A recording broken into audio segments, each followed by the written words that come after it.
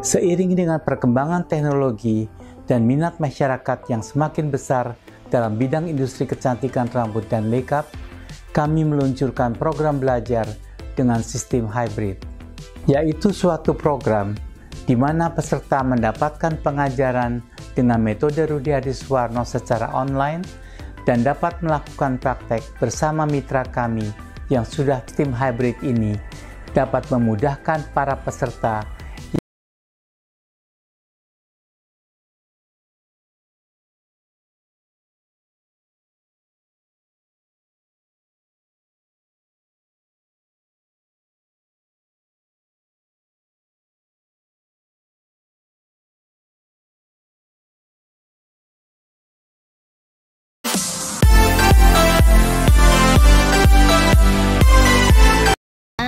balik lagi di kursus salon murah atau Mitra Beda Salon Story.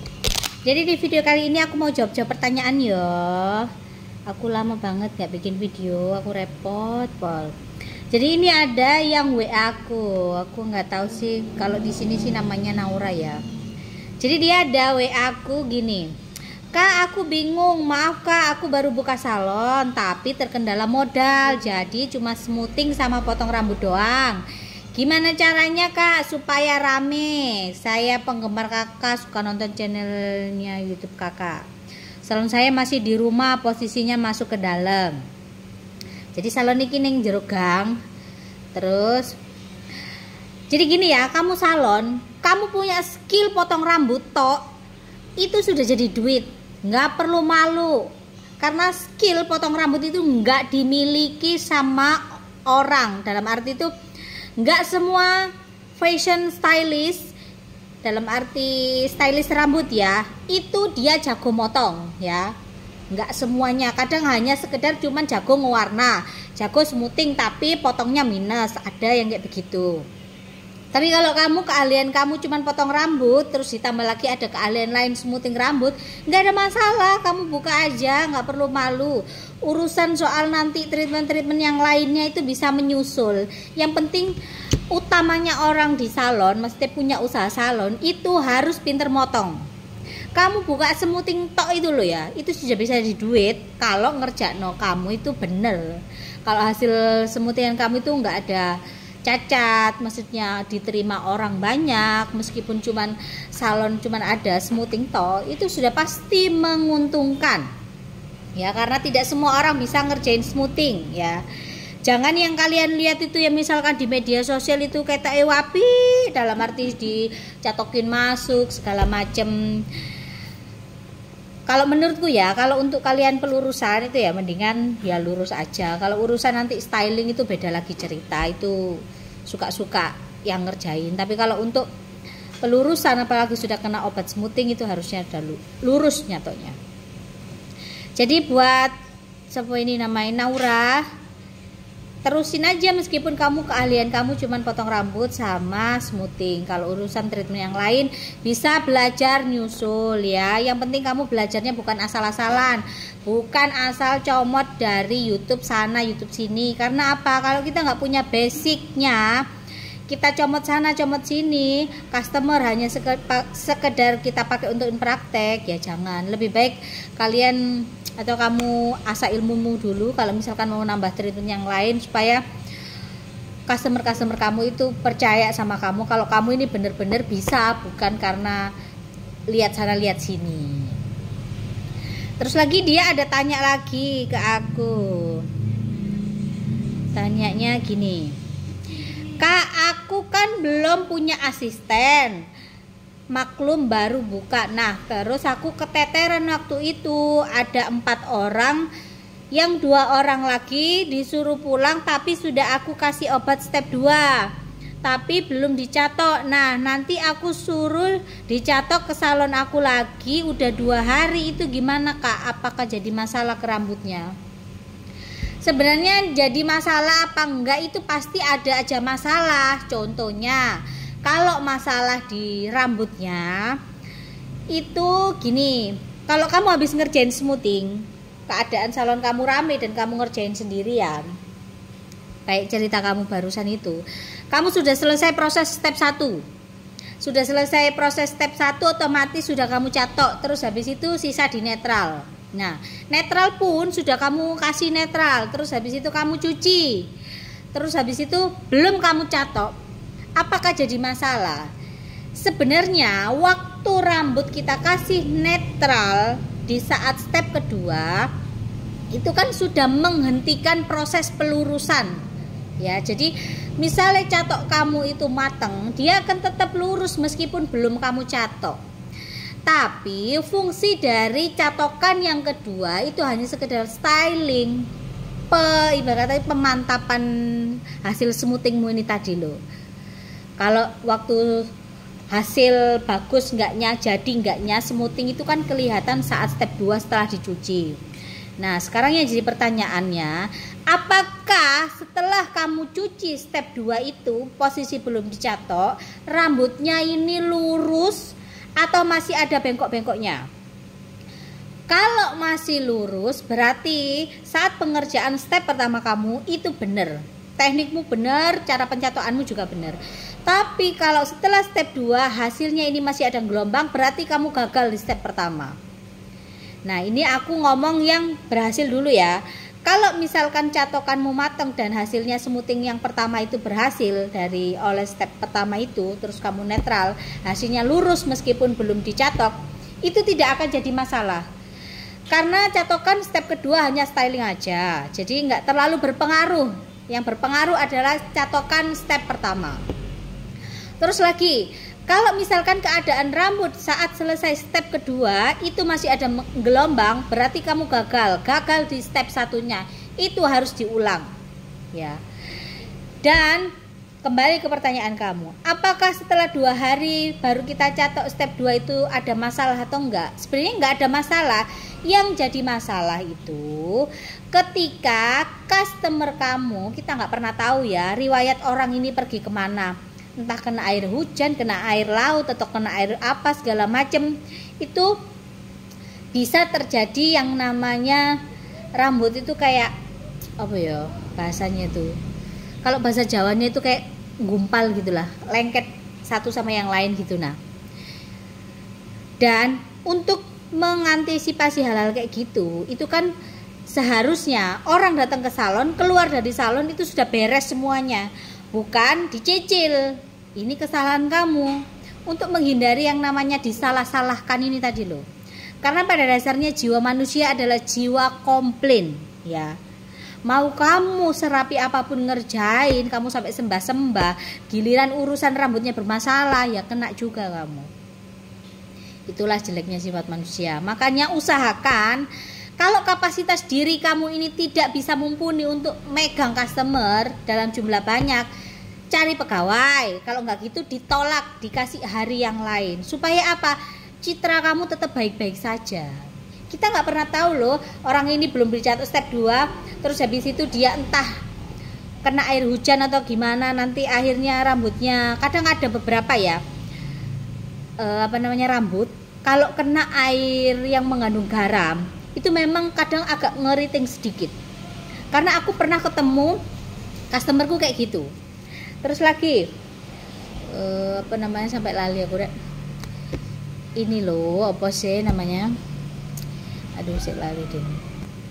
Oh ya, baru inget aku. Ini sedikit saru ya, kalau orang Jawa ngomong gue saru, tapi mesti sedikit nggak sopan, tapi aku harus ngomongin sama kalian. Terkadang kita nggak tahu juga riwayat, ya seperti aku bilang, dia ini ngapain aja di luar sana setelah dari salon kita. Kadang perempuan yang habis rambutnya keribu terus dilurusin itu kan ketok ayu, ketok cakep gitu. Nah, otomatis suaminya atau pasangannya itu pastilah, yang namanya laki ngelihat cewek cakep itu kan pasti ada rasa ada gairahnya tersendiri. Terus terjadilah suatu hubungan yang seharusnya belum waktunya untuk cuci rambut, dia sudah cuci rambut. Nah, kejadian hal-hal kayak gini nih banyak banget customer yang nggak ngaku karena mungkin malu, yes. Nah, hal kayak gini tuh untuk mencegahnya apa? Ya harus kita selesaikan proses step 2 sampai selesai baru dia pulang. Jangan di hari yang lainnya, untuk mengantisipasi hal-hal kayak begini tuh loh. Karena kadang orang itu nggak ngaku gitu loh. Soalnya ada beberapa kriteria obat itu harus menunggu 2-3 hari baru bisa cuci rambut. Tapi ada beberapa obat yang langsung bisa dicuci. Kalau kalian nggak paham sama karakter obat-obat masing-masing brand itu ya susah. Dan itu nggak bisa dijelaskan secara kayak aku ngobrol kayak begini, jelasin sama kalian di YouTube itu beda. Harus megang fisiknya, harus tahu, oh iki kayak begini. Karena apa yang kamu lihat kayak gini. Kamu lihat tisu ini putih, tapi belum tentu aslinya saat di sini ini putih. Entah itu kena bedakku atau warnanya agak lain. Nggak bisa dijelaskan lewat video. Harus benar-benar ngelihat langsung. Soalnya apa? Kadang itu ya, yang kita kerjakan sesuai dengan caranya aja sudah sampai selesai itu kadang terjadi yang namanya komplain, terjadi beberapa masalah. Apalagi kalau kita tidak selesaikan saat itu juga. Meskipun berhasil tidak berhasilnya catokan atau smoothing itu tergantung catokan step pertama. Tapi kalau mau nyatok step kedua di hari yang lain, ya saranku ya jangan. Untuk menghindari nama baikmu sendiri. Kalau rambutnya sih oke, nggak ada masalah ya. Kalau kamu ngerjain bener. Kalau pas lagi nggak bener, lagi apes, itu yang jadi masalah gitu loh. Karena kita kerja jasa itu gimana ya? 90% itu pasti akan diomong. Namanya juga kerja jasa, beda dengan kita jualan produk. Yang dipakai adalah manfaat produk ini, bukan cocoknya kita, bukan omongannya kita. Tapi kalau jasa itu sedikit banyak itu omongan kita itu berperan sama harga yang kita keluarkan saat orang treatment. Kalian paham nggak di sini aku ngomong kayak gini? Inti nih ya, jangan pernah menerima customer kalau kapasitas kalian itu tidak memadai. Selesaikan treatment saat itu juga ya, kecuali warna. Kalau warna, misalkan kalian habis bleaching hari ini tapi waktu ini gak nutut untuk masukin warna deposit baru besok hari, itu gak masalah. Warna habis di bleaching ya wis ngono ae. Tapi kalau smoothing itu beda say. Karena proses pelurusan dari yang keribu terus ke arah keriting. Keribu ke lurus. Ini yang bahaya. Apalagi kalau kena air hujan. Soalnya aku seperti yang aku bilang tadi, aku pernah dapat customer, dia ngeyel waktunya pulang, udah selesai, dia mau pulang tapi hujan. Nah, air hujan ini kan ada sedikit rasa asin. Kalau kalian jilat-jilat atau kalau kalian nggak percaya coba air hujan kalian jilat, ada rasa asinnya. Besoknya rambutnya itu agak ngekerus sedikit yang bawah. Padahal setelah kita kerjakan di step 2 itu tidak ada masalah sama sekali.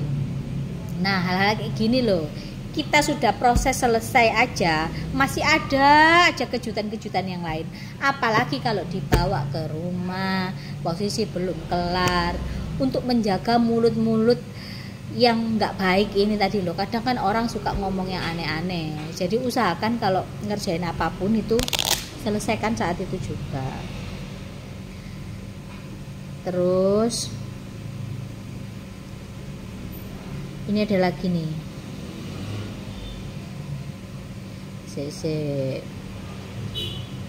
Ini ada pertanyaan satu lagi. Aku ada lagi customer yang sudah dikasih obat step 1 terus udah dicatok sama kak. Aku bilang step 2-nya ganti hari lagi, itu gimana kak? Dikasih obat lagi atau gimana? Sebenarnya pertanyaannya sama sih, cuman saranku kalau kita kerja jasa jangan begini ya, selesaikan saat itu juga. Jangan serakah, ngerti nggak? Kamu nerima duit 200-300 ribu untuk sekali treatment smoothing rambut, tapi kamu benerinnya kalau kejadian kesalahan ataupun gagal lebih dari angka itu ya, lebih baik ojo diterima. Karuan kamu ngerjain satu orang satu seharian tapi tidak bermasalah daripada kamu ngerjain wakeh terus bermasalah ya. Jangan kemaruk sama duit. Wayai soge masih soge, tergantung nasib. Kalau belum soge kerja keras lagi. Yang penting jangan terlalu serakah. Ojo peh orang langsung datang hari itu juga kamu gagahi, kamu kerjain semua. Ora pe, ngerti ya? Rezeki bisa datang dari mana aja, bukan hanya sekedar dari satu sumber. Kalian harus ingat-ingat itu. Hal-hal kayak gitu itu rentan banget yang namanya kita dicaci maki sama orang. Kenapa? Kadang ada orang gagal di satu salon ini, pindah ke salon lain, akhirnya kamu yang diomongin. Kalau ngomonginnya bagus sih nggak ada masalah, kita nggak sakit hati. Kalau pas ngomonginnya yang nggak bagus terus ditambah-tambahin, itu yang jadi perkara. Ibarat kata uang yang kamu terima 200-300 ribu lagi itu nggak ada arti. Sama maksudnya harga diri kita itu sudah nggak ada arti uang segitu. Jadi kalau aku jadi kamu, aku nggak mau terima. Ya lebih baik aku ngerjain sedikit, tapi pasti hasilnya, nggak ada celah untuk orang mengkritik kita. Yang paling penting itu kan gitu kalau usaha jasa. Hargai diri kamu sendiri. Jangan lihat duit langsung kamu kerjain babat habis, besok ya mbak ininya, besok ya mbak ininya. Dari situ aja kamu membranding diri kamu itu tidak profesional. Karena apa? Tidak diselesaikan secara saat itu juga. Gak mau selesaikan secara langsung gitu loh. Kamu harus nunggu lagi gitu loh. Sedangkan branding untuk profesional itu kan dari cara kerja kita. Paham maksudku ya? Siapapun yang nonton video ini harus paham. Sebenarnya hal-hal kayak gini itu penting gak penting, tapi sebenarnya penting. Kadang kita itu nggak tahu kita mau sharing sama siapa. Kadang juga ada beberapa orang itu yang pelit ilmu dan pelit cara, pelit teknik. Ya, cuma di sini aku hanya sekedar share pengalamanku. Kamu kalau nge-handle customer itu seperti ini loh. Kamu kalau yang seperti itu ngerjain tuh kayak gini loh, ojo kayak gini loh. Meskipun kamu bukan ex tempatku sekalipun, selagi aku bisa jawab ya pasti akan ku jawab. Tapi kembali lagi, bagi yang tidak pernah merasakan yang apa yang aku bilang tadi ini, pasti akan bingung. Tapi bagi yang sudah pernah melakukan hal-hal yang aku sebutkan tadi, yang aku cerita, itu pasti dia akan mengerti. Dan jangan pernah diulang lagi ya. Sekali lagi aku kasih tahu sama kalian, rezeki itu sudah ada yang ngatur. Kalau nasibmu itu nasib-nasib bocah ya kan bocah. Jadi ndak usah kamu beranggapan mumpung ono rezeki banyak nih nomplok nih aku kerja noai remek-remek sedikit badan nggak ada masalah. Jangan. Rezeki sudah ada porsinya. Hari ini kamu rezeki yang kamu datang ke salonmu misalkan 4 orang. Kamu hanya sanggup 2. Kamu takut menolak rezeki ini karena sayang uangnya. Relakan aja, nanti ada rezeki datang dari tempat lain. Ya. Jangan serakah. Serakah itu gape ya. Itu aja sih yang mau aku bagi sama kalian. Terima kasih buat kalian yang udah nonton. Sorry juga kalau aku nggak bisa balas satu persatu komenan, karena aku juga sering nonton YouTube dan itu komentarnya itu suka ketumpuk-tumpuk. Bukan berarti aku nggak mau baca, karena aku juga repot di salon, aku harus ngajar, terus ngurus anak juga. Banyak yang aku harus urusin. Kalau lagi senggang baru aku upload video. Jadi kalau mau tanya lebih baik di WA aja ya. Kalau kalian tanya WA aku berapa, ada, selalu ku cantumin di deskripsi box. Kalau gak ngerti deskripsi box ya tak tudoi ya. Kadang ibu-ibu itu suka bingung. Ntar ya, tak buka YouTube. Kadang soalnya ada orang itu nyariin nomor HP ku tuh nunggu aku upload video lagi atau diputar balik-balik. Kesuwen saya. Jadi deskripsi box iku ngene lho. Iki lho ya. Nah, kalian pencet iki lho. Nek kene kan ono tanda ini sih kayak cawang ke bawah gini kan. Kalian klik. Nah, terus ini kan muncul nih di sini. Ketok enggak? Nah, ini kan ada info kursus, ini berarti nomorku pribadi. Jadi yang bales-balesin di nomor yang 082233668636 itu aku sendiri. Cuman kadang aku balesin ini agak lama karena kan aku juga ada aktivitas, salon juga salon aktif. Juga kadang repot juga nyari model dan lain-lain. Kalian bisa klik ini untuk nyari nomor teleponnya. Jangan kalian bingung kalau aku bilang deskripsi box tapi kalian gak ngerti. Ini aku ngomongnya khususnya buat kadang ibu-ibu yang sudah agak bingung gitu ya. Kita kan di sini sama-sama belajar ya. Jadi kadang kan bahasa zaman dulu sama bahasa zaman sekarang itu kan beda. Aku pun orang yang sudah umur tapi aku juga mau belajar gitu loh. Dulu aku juga gak ngerti deskripsi box itu apa sih. Terus lama-lama aku belajar, oh ternyata ketika kita masukin informasi itu ada di box sebelah sini, itu namanya deskripsi box. Ya kurang lebihnya seperti itulah. Jadi terima kasih buat kalian yang udah nonton, lambiku pegal. Next kita ketemu di review produk selanjutnya kalau ada yang mau aku review. Atau kita bisa sharing-sharing soal manajemen dan lain-lain. Dan tolong buat kalian yang komen, bukan berarti aku gak mau yang namanya tutorial potong dan yang lain-lain. Aku di sini tuh ngajarin potong ya piye jale aku suruh tutorial potong rambut. Ya, orang gak akan datang ke tempatku dong. Ya begitu aja. Lebih baik kalian buka tutorial potong-potong yang lainnya, kalian bisa belajar dari situ. Kalau kalian mau lebih detail juga otomatis juga kalian harus belajar langsung gitu loh. Wes gitu aja. Terima kasih buat kalian yang udah nonton. Bye.